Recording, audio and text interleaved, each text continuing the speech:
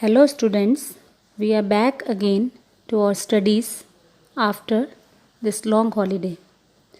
Students, I am going to begin your lessons in this term with a very important topic, that is economic reform since 1991, which is also known as New Economic Policy or NEP. Students, I have already discussed with you the economic policy of Indian government from 1951 to 1990 in the previous chapters. During these years, the government of India adopted a restrictive and controlled policy wherein the public sector was given a leading role while the private sector was controlled and regulated by government. This policy was termed as LPQ or License, Permit and Quota in full form. Under this policy, the government allowed limited freedom to the private sector. Besides, the domestic industry was protected from foreign competition through inward-looking policy, and there were barriers on import and export. Initially, these policies were effective and successful, and they accelerated the pace of growth and development in the economy.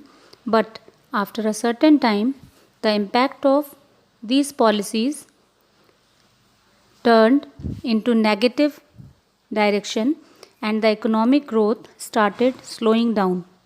So, there arose a need for economic reforms or changing the economic policy, and our leaders and economic planners had to review this. We can understand the need for economic reforms from the following points. The economic reforms were needed because number 1, there was high fiscal deficit. Second, the BOP was adverse or negative. Third, the foreign exchange reserves had fallen sharply. Fourth, the Gulf crisis arose and gave further economic issues. Fifth, high rise in price level.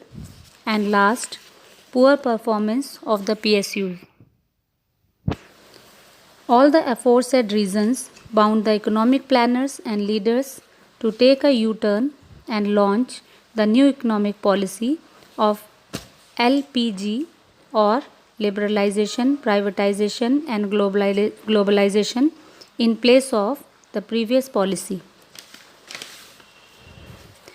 Now, let us know what is NEP or New Economic Policy or economic reforms.